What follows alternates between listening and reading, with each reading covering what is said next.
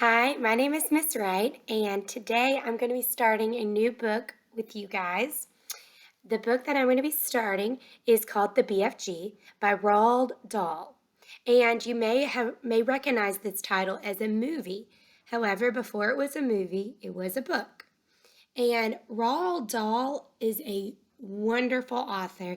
He's written several books. Here are a few on the back that you can see some of his most popular. Matilda is a big one that you probably have heard of. And of course, Charlie and the Chocolate Factory, same author. And James and the Giant Peach. So I highly recommend all three of these books, checking those out. They're great, great books. All right, so let's get started. I is hungry, the giant boomed. Please, don't eat me, Sophia stammered. The giant let out a bellow of laughter. Just because I is a giant, you think I is a man-gobbling cannibal? He shouted. You is about right. We is in Giant County now. Giants are everywhere, all around. Out there, us has the famous bone-crunching giant. Bone-crunching giant crunches up 2 wopsy-whiffling human beings, not beings, but beans, for supper every night. Noise is ear-bursting. Noise is crunching bones. Goes crackety-crack for miles around. Ouch! Sophie cried. Bone-crunching giant only gobbles human beings from turkey, the giant said. Bone-crunching giant says Turks is tasty, oh, ever so much juicier than scurrum-diddly-umptious. He says Turks. From turkey is tasting of turkey. I suppose they would, Sophia said. What sort of human beings do you eat? She asked, trembling. Me? Shouted the giant. Me gobbling up human beings. The others, yes. All the others is gobbling them up every night, but not me. I is freaky giant. I is nice jumbly giant. I is the big friendly giant. I is a BFG. What is your name? My name is Sophie, Sophie said, hardly daring to believe the good news she had just heard. So that is our introduction. And here we go.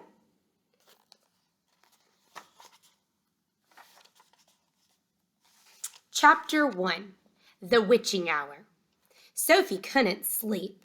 The brilliant moonbeam was slanting through a gap in the curtains. It was shining right onto her pillow.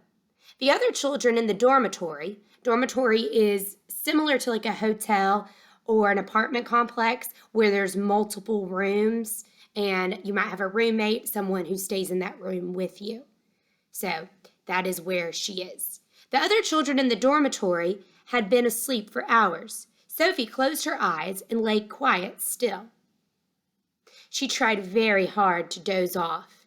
It was no good. The moonbeam was like a silver blade slicing through the room onto her face. The house was absolutely silent. No voices came up from downstairs. There were no footsteps on the floor above either. The window behind the curtain was wide open, but nobody was walking on the pavement outside. No cars went by on the street. Not the tiniest sound could be heard anywhere. Sophie had never known such silence.